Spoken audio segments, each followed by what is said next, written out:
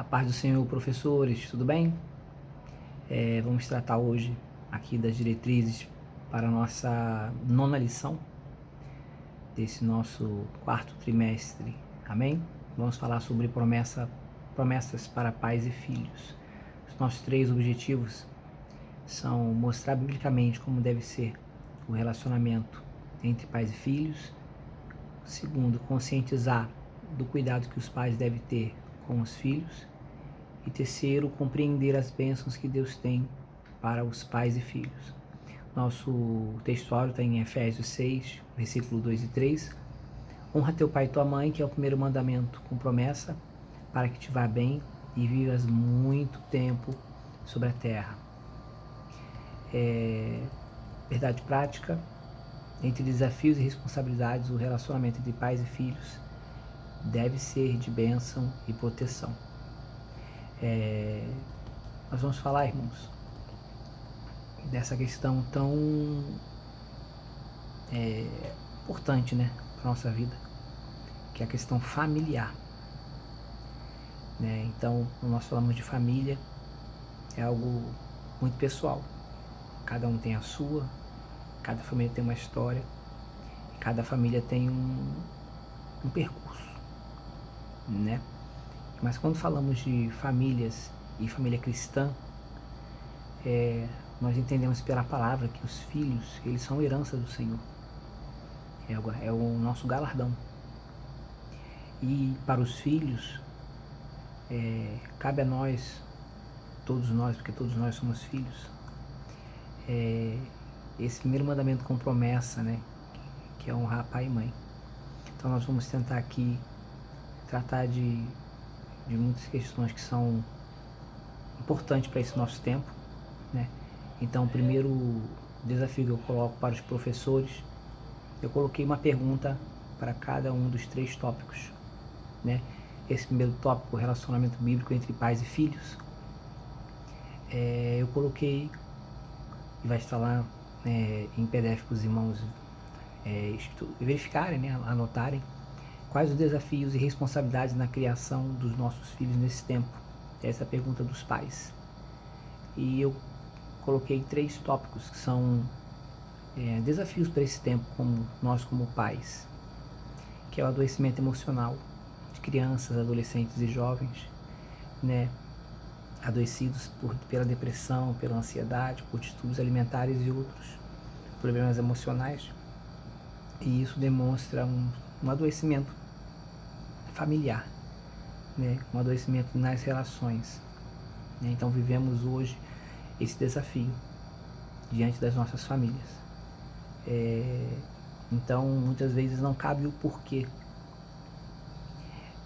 mas cabe como essa criança chegou nesse quadro, né? Então esse é um desafio que nós temos. Muitas vezes nós ficamos aleatórios a problemas como esse até que bate na nossa porta, né? Por um neto, por um sobrinho, por um filho. Então hoje é algo gravíssimo. Nós vemos aí jovens a se mutilarem, né? Ansiosos, com crise de ansiedade, muitas vezes sendo inibidos, né, de sua vida social, de seus estudos. Então é um desafio é um desafio para nós como pais. A apostasia na juventude, a sedução que o mundo apresenta aos jovens, né? Hoje a filosofia do mundo é importante ser feliz e você pode ser o que você quiser. Então o mundo, a palavra de Deus vai dizer em Lucas 15, na parábola do filho pródigo, que esse gastou a sua herança em coisas, em bebidas, em festas, em dissoluções, até que ele chegou à miséria. E é aí que ele lembrou da casa do pai. Então você tem aí essa questão da sedução do mundo e a apostasia entrando na igreja e arrastando muitos dos nossos jovens, muitas vezes causados aí pela decepção na sua casa, na sua família, ou até mesmo dentro da sua igreja. E também uma vida cristã distante da santidade, do compromisso com Cristo. Nós temos em verdade que filho de pastor é pastorzinho e filho de crente é crente, que na verdade não, irmãos. Todos nós precisamos ter encontro real e vivo com Cristo. Todos nós precisamos confessar os nossos pecados. Nós precisamos reconhecer a Jesus no nosso coração e ter uma vida diante dele, né? Então, por mais que tenhamos o convívio religioso dentro do nosso lar, com leitura bíblica, com culto doméstico, com frequência à igreja, é necessário realmente ter encontro com Cristo. E muitas vezes muitos jovens estão distantes dessa vida de santidade, de compromisso com Cristo. E esse é um desafio para os pais. A formação profissional, que muitas vezes é deixada de lado e muitas vezes nós não percebemos que nossos jovens estão aprisionados a uma vida espiritual onde eles não veem por lá de fora e não se capacitam, né? Não se profissionalizam, não se dedicam ao estudo, não descobrem a sua vocação e seu propósito. Então é necessário nós entendermos, né, que nós precisamos trazer para os nossos filhos essa responsabilidade.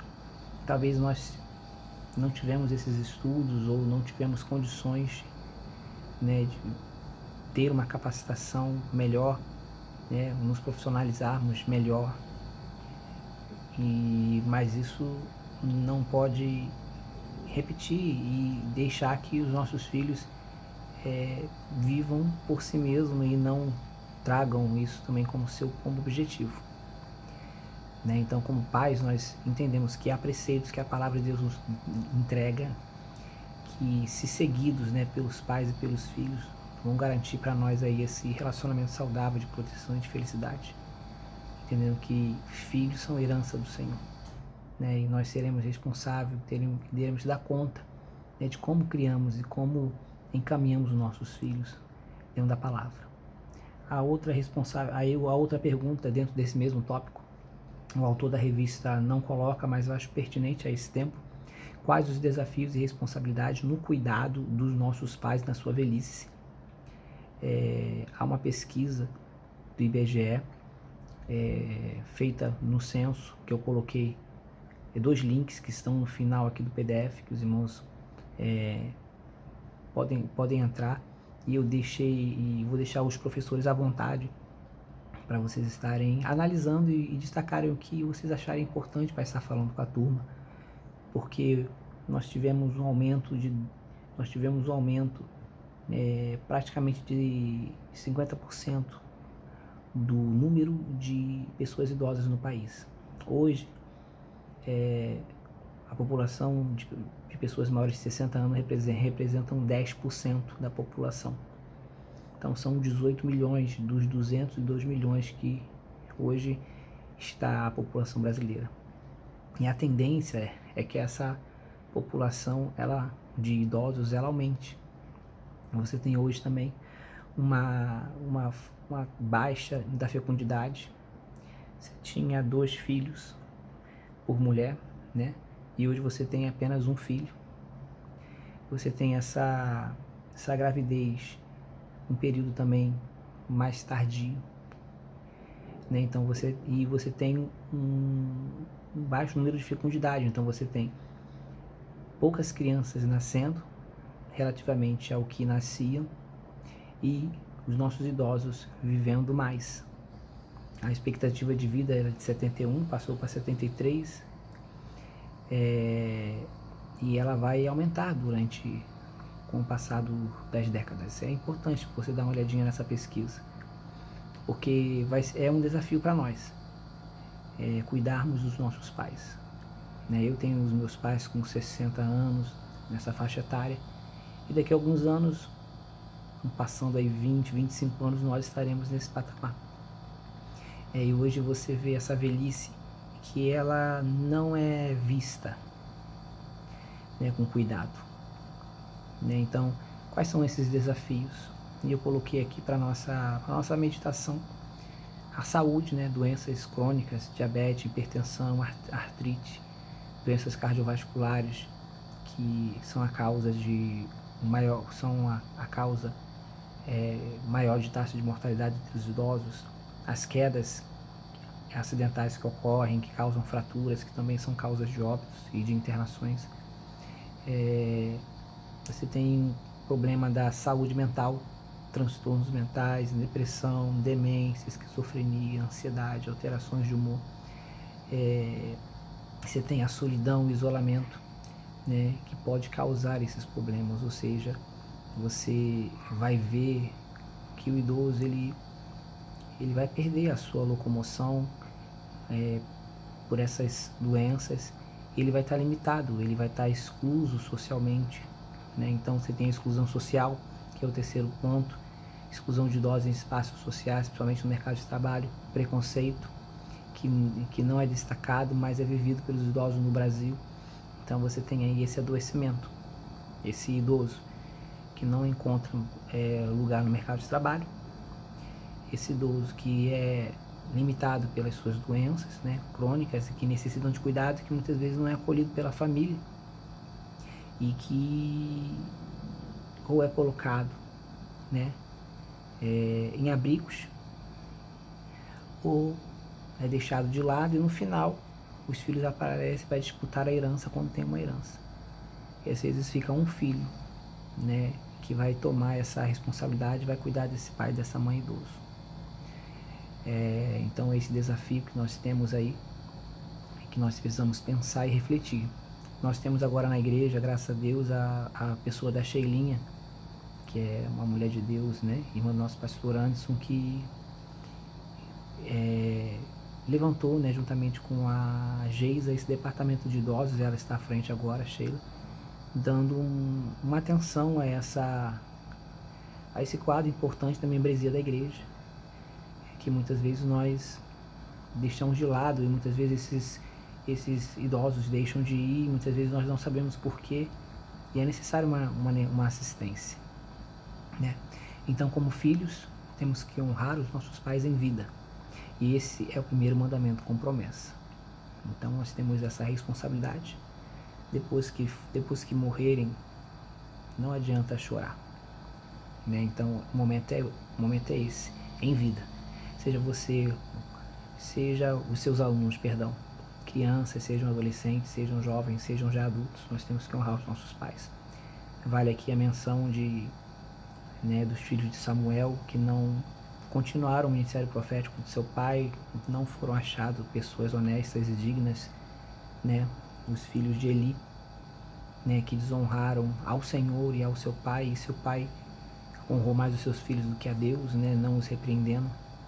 Então você vai ver dentro da palavra alguns maus exemplos em relação dos filhos, né, que não honraram seus pais, desonraram seus pais, os filhos de Arão, que acenderam incenso e foram mortos pelo Senhor, né? Então nós temos essa responsabilidade de filhos, né, de honrar os nossos pais e de cuidar deles também. O segundo tópico, né, você tem o cuidado dos pais com os filhos. E aí eu coloquei essa pergunta para nós apresentarmos a classe, né? Temos sido uma referência para os nossos filhos? Nós sabemos, irmãos, que a palavra de Deus é a base, né? Espiritual, moral, emocional e social para os nossos filhos. Mas nós temos que entender que a palavra de Deus ela é pregada através de nós aos nossos filhos, né?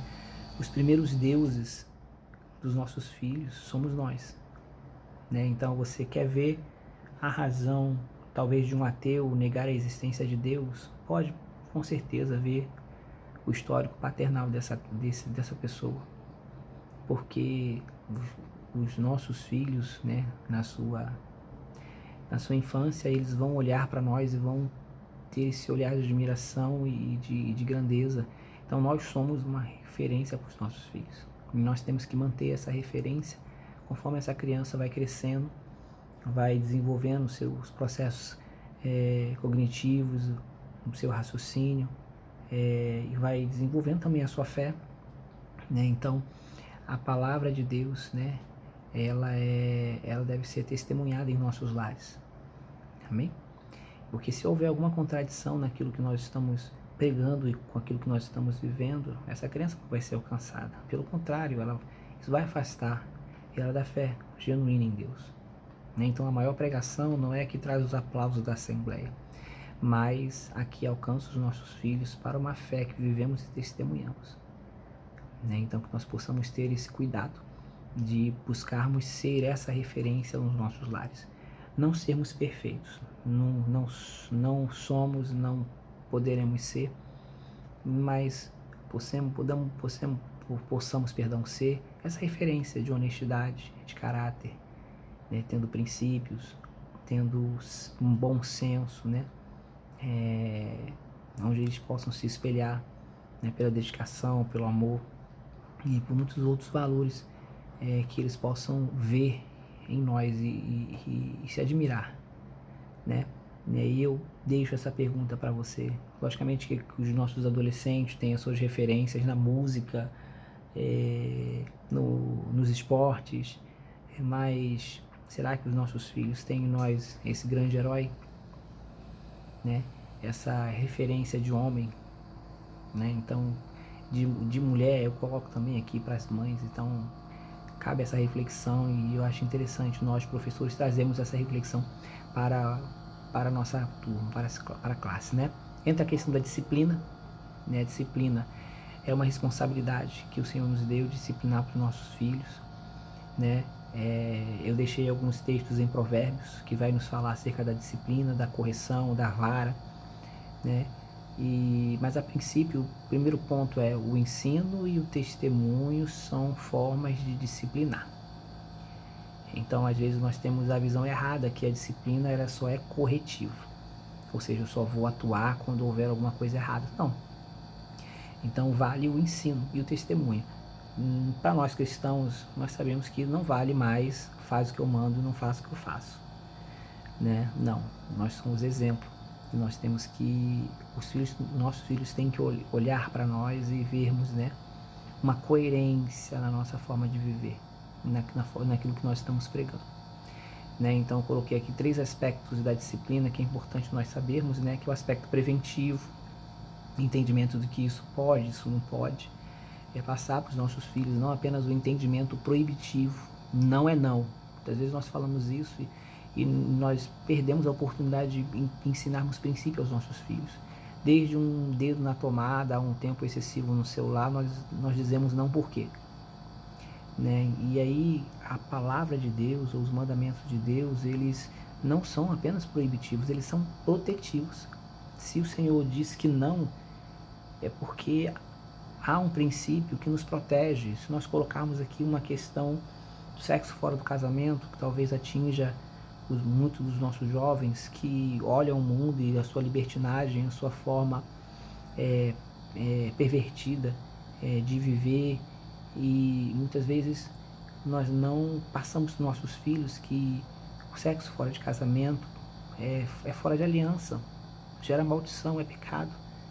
Além das DSTs, pode ter uma gravidez não desejada, e você acaba trazendo consequências no mundo espiritual para a sua vida. E o casamento, ali debaixo de aliança, né, a palavra de Deus vai dizer que o leito é sem mácula, né, e que o Senhor abençoa essa aliança.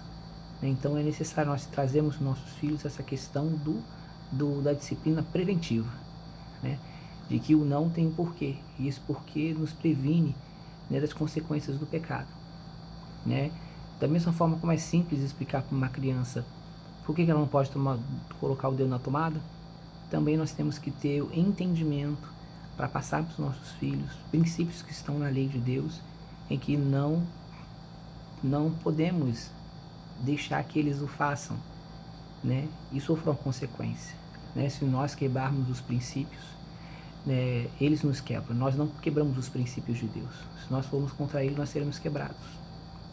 Né? E esse é o entendimento da disciplina no caráter preventivo. Temos o caráter normativo da disciplina. É importante a gente estabelecer regras e normas a serem seguidas para que esses filhos gerem responsabilidade, gerem o senso de prioridade.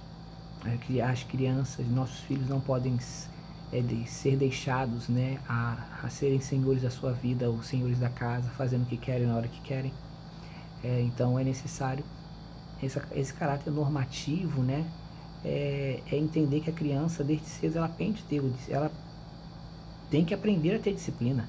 Tem hora de refeição, tem hora de escovar os dentes, tem hora de dormir, tem responsabilidade de arrumar a cama, de tomar o seu banho. A criança começa a ter responsabilidade, ela começa a ser autônoma nas suas responsabilidades. Isso tem um caráter normativo. Né? Então, quando a criança começa a deixar de fazê-lo, por quê? Né? Então, é necessário nós criarmos nossos filhos com essa visão de que existem regras e normas, né? E até mesmo no aspecto espiritual, nós estimularmos nossos filhos, pelo nosso exemplo, a oração, a leitura da palavra, a frequência nos cultos, a participação, né, dos evangelismos, ou seja, o que a igreja esteja nos proporcionando, mas trazermos isso também para que eles possam ter uma vida, uma disciplina espiritual. Amém? O caráter corretivo da disciplina é corrigir, é o rumo, é trazer de volta, é fazer com que a verdade prevaleça e acertar o que está errado. Né? Então, a mentira não pode existir. A criança deve aprender, né, que a mentira é do diabo, o pai da mentira é o diabo. E dentro desse fato da mentira, outros muitos fatos, outros muitos erros que a criança possa cometer. Mas é entender que o certo é o certo, o errado é o errado. É entender que a verdade tem que prevalecer. É trazer essa criança novamente, né, para debaixo da sua autoridade, para que ela não permaneça no erro. Né? Então essa correção ela pode ser verbal, ela pode ser na forma de um castigo, né? Retirando ali certos privilégios, impor certos limites, esteja ocorrendo certos abusos ou certas quebras de normas, como nós falamos anteriormente. Estabelecer consequências quando se quebra certas normas, né? Para que a criança possa entender, né, e o que é responsabilidade e a quebra dessa responsabilidade que pode trazer. Amém? Mas, como o autor da revista coloca, eu acho importante, de forma equilibrada e com amor. Amém? Então, eu coloco esse tópico aqui e deixo os irmãos aí nessa responsabilidade de estarem desenvolvendo esse tema aí da disciplina com os seus alunos, né? E a nossa responsabilidade como referência. Para nós finalizarmos aqui, o terceiro tópico fala do bênçãos, pais e filhos. Bênção para a posteridade, família é o lugar onde os filhos devem ser abençoados, pais que protegem os seus filhos. Aí coloquei a seguinte pergunta: como é o ambiente do seu lar? É um lugar de respeito, de empatia, de cuidado, de amor, de honra, ou é um lugar de desrespeito, de indiferença, de ofensa, de agressividade, de isolamento? Então, o nosso lar é um lugar de pertencimento. O primeiro, a criança, quando ela no começo da sua infância, né, nos primeiros meses e anos da sua vida, ela tem que se sentir pertencente a um lugar, a sua casa. Isso os psicólogos aconselham, né, que a criança ela possa reconhecer o lugar onde ela está. Né? E o lar é esse é um lugar onde ela se sente onde ela se sente pertencer. Né? Então, muitas vezes ela está agoniada, que ela está num lugar diferente, está num lugar de festa, por quê? Porque ela está acostumada a estar em casa. Então a casa ele tem esse significado de um lugar de pertencer, lugar de habitação, lugar onde nós gostamos de estar. Né? E isso é muito interessante, como isso é gerado nas crianças e é gerado também em nós. Nós podemos fazer várias viagens, né? Curtir férias, estar em lugares maravilhosos, mas a gente descansa em casa. Né? Então esse lar ele tem que ser um lugar onde nós podemos nos sentir pertencentes. Né? Um lugar onde também tenhamos abertura. Né? Os nossos filhos têm essa abertura de revelar suas lutas, suas necessidades. Nós pais temos que estar acessíveis aos nossos filhos. Hoje vivemos um tempo, né, de muitas distrações. O celular é a principal arma, né, que nos tira de dentro do nosso lar. Muitas vezes nós estamos fisicamente ali, mas nós não estamos com a cabeça ali. Né? Então, isso tem causado um certo distanciamento né? Então, eu deixei algumas perguntas aqui para nós analisarmos, né? Nos analisarmos. Qual foi a última vez que abraçou o seu filho e disse que o ama? Qual foi a última vez que sentou com ele e conversou sobre seus estudos ou outra coisa? Qual foi a última vez que você orou pelo seu filho em casa? Nós temos a vivência de lar? Qual foi a última vez que você pegou um dominó, uma dama? Ou qual foi a última vez que você levou o seu filho na praça ou no quintal? Né? Ou isso serve para as meninas também, para as mães? Será que você tem essa liberdade de conversar com sua filha? Vivenciar o que ela tem vivido, passado? Então nós precisamos entender que nós temos autoridade como pais para abençoar os nossos filhos, temos que usar dessa autoridade. Nós estamos em oração, em intercessão, né? E nosso lar tem que ser esse lugar de fertilidade, esse lugar de paz, esse lugar espiritual, onde nós podemos orar, interceder, onde nós podemos conversar, cultuar, um lugar de respeito, de reciprocidade. Pode haver brigas, desentendimentos, sim, não é um lar perfeito, né? Não são anjos que moram na casa, mas nós entendemos onde nós erramos e voltarmos atrás e pedimos perdão para os nossos filhos. Muitas vezes nos excedemos, muitas vezes aí, como nós falamos aqui, quando vamos exercer a disciplina, às vezes não é de forma equilibrada e às vezes não é com amor, é com ódio mesmo, com raiva, e é necessário às vezes nós nos retratarmos, pedimos perdão, né? Então também deixo para os filhos, né, essa reflexão de entendimento de que nós precisamos aceitar os nossos pais como eles são. Não cabe crítica, não cabe apontamento, não cabe comparar. Nossos pais, eles nos deram a vida e por isso nós devemos honrá-los, respeitá-los.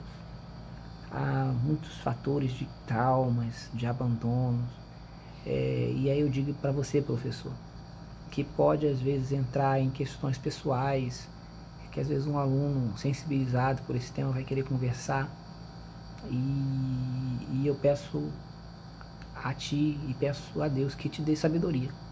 Muitas vezes nos faz necessário nós respondermos questões pessoais que às vezes são graves no meio da aula, né? Às vezes os meus alunos lá na Pauliceia falam, né? Casos de família, às vezes não convém, né? Encerre a aula no tempo que tiver encerrado e no final da aula converse com esse aluno junto com o pastor ou direcione, não sei, o que Deus tocar no teu coração, mas dê um conselho, sente com ele, ore com ele.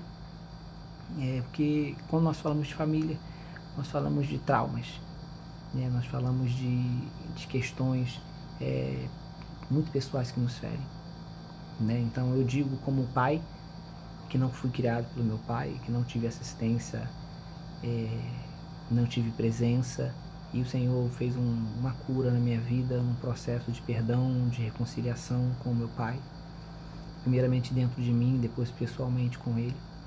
Então que você possa talvez testemunhar algo que você vivenciou, que o Senhor lhe curou, né? E com essa autoridade, por esse testemunho, não acima da palavra de Deus, claro que não, mas por esse milagre que o Senhor fez na tua vida, você possa testemunhar. Amém? Eu acho um tema muito importante, que sinceramente daria um trimestre inteiro para nós estudarmos, né, sobre isso, mas eu acho que é uma oportunidade de nós estarmos ali ministrando aos nossos alunos, trazendo um discernimento espiritual sobre muitas questões e poder estar testemunhando e também ouvindo eles, né, sobre questões que eles têm vivenciado. Seja você na classe dos adultos, aí falando dos pais com os filhos e também falando desses filhos mais velhos, como tem tratado os seus pais idosos, né, se tem dado alguma assistência ou não, qual é a preocupação que eles têm em relação a esses pais. Né, e também em relação aos jovens, você que vai dar aula para jovens ou é uma classe única, né, poder também ouvir e também auxiliar em muitas questões que afligem, muitas inquietações que os nossos jovens têm. Desejo a todos um domingo abençoado e uma aula na direção do Espírito Santo. Amém? Deus abençoe a todos. Fiquem na paz.